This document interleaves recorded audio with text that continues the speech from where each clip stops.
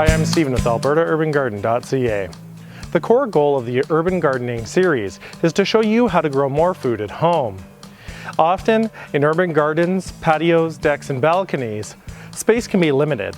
So on today's episode, I'm going to show you the 10 ways that I optimize how much I can grow even in my limited garden space. The first way to increase the amount of produce that you make within your garden area without expanding is to take advantage of space that's not being used. In traditional gardening, the vertical space is not well used. So, by growing vertically, you can drastically improve the amount of produce you're able to produce. I use a variety of trellises to take advantage of the vertical space in my garden. Trellises are basically anything that can support a plant vertically. Things like fences make a great trellis or support to build one on. I have grapes growing on my garden fence, and I've also built a permanent trellis off of my back fence to hold the rest of my grapevines.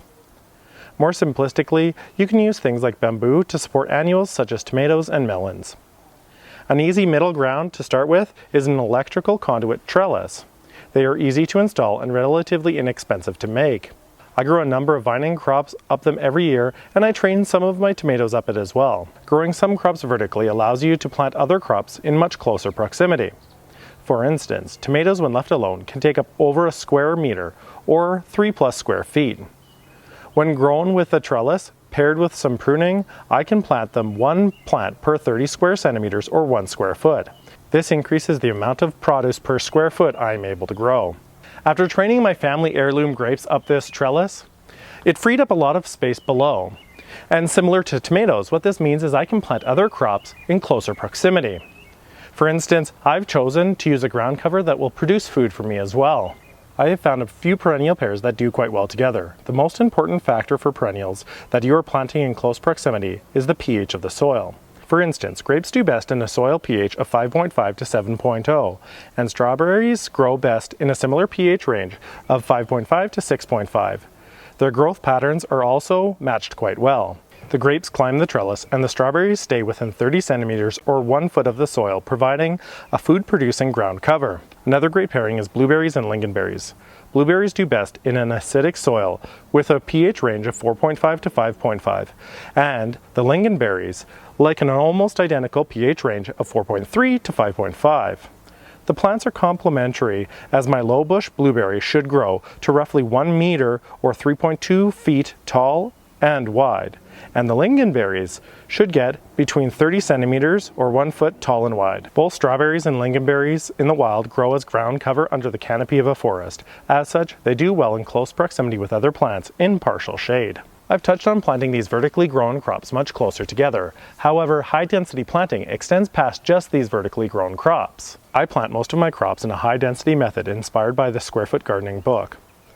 Planting crops in high densities allows you to grow more than, say, a traditional row garden.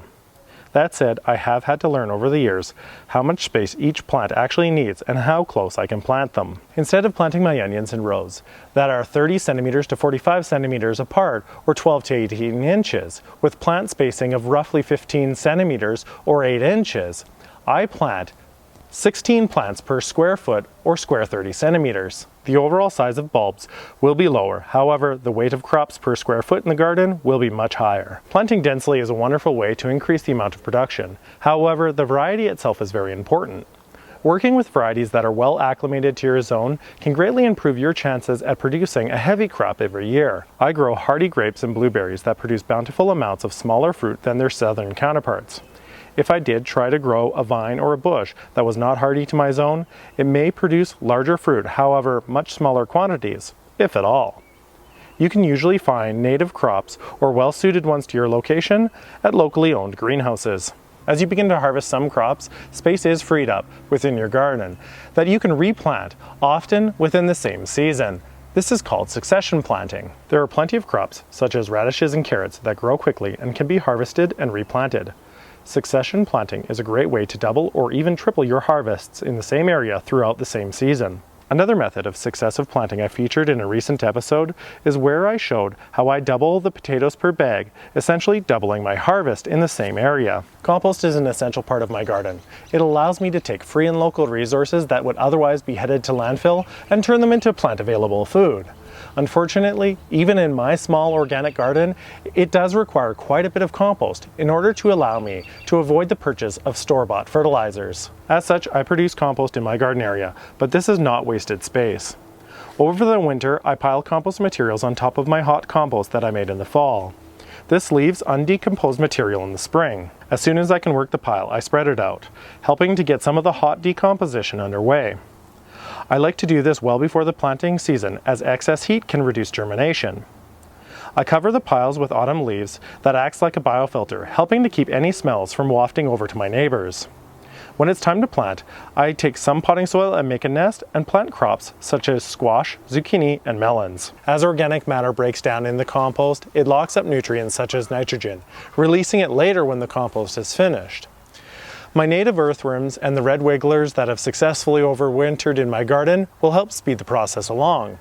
Now, normally, I would not recommend planting in unfinished compost, as inevitably, your plants will require those nutrients that are locked up during the growing season. That said, by the time the squash get in there, they are able to find the nutrients they need while the compost finishes off during the year.